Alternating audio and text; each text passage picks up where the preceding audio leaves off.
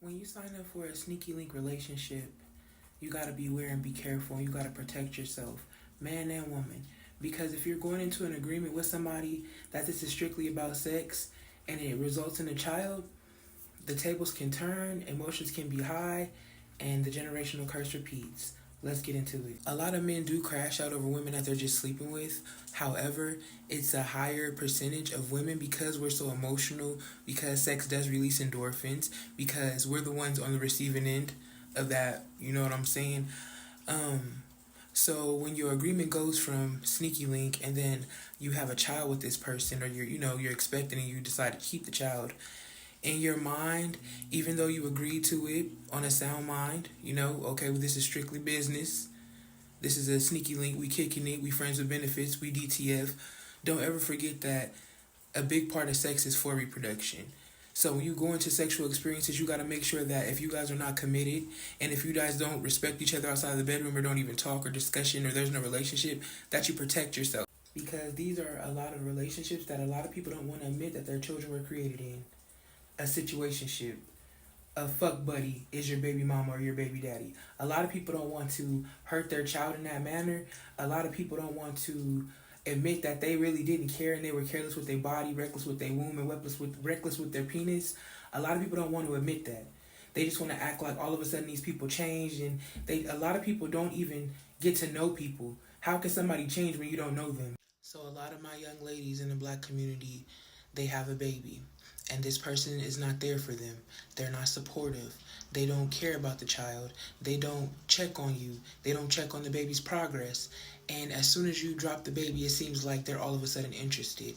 And now you're like, no, when I needed you most, when I was hormonal, when I went through this alone, this is my first experience, or whatever number child you're on. This was my experience and I was alone.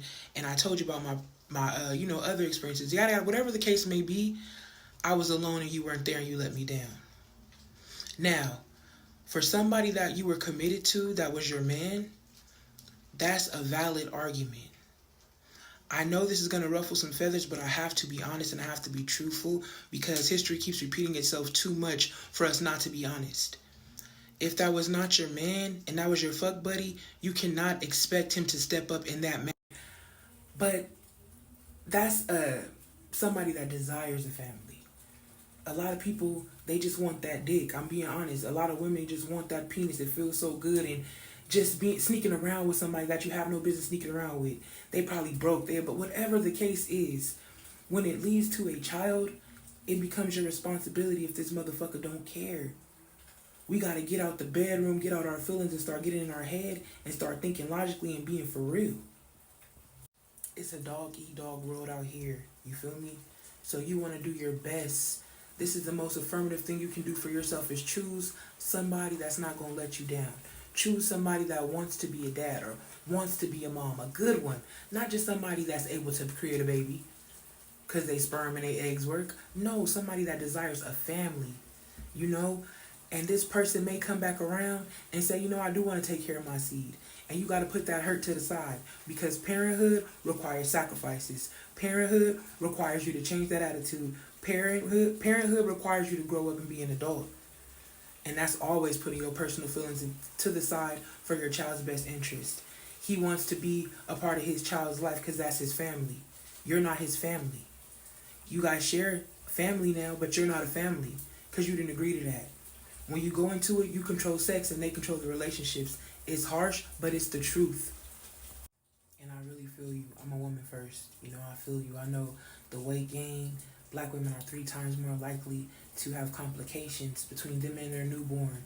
You know what I mean? It could be a lonely time. And it's a hurtful time if they don't show up for you.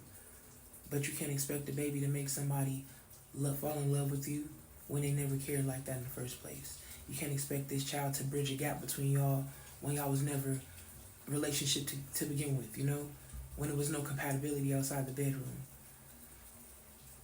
We gotta do better. I'm not blaming anybody, but these children are our future. And we see what the lack of love and what the lack of intimacy is creating.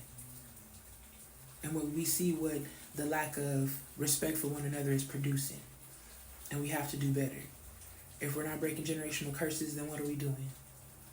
What are we doing? Message.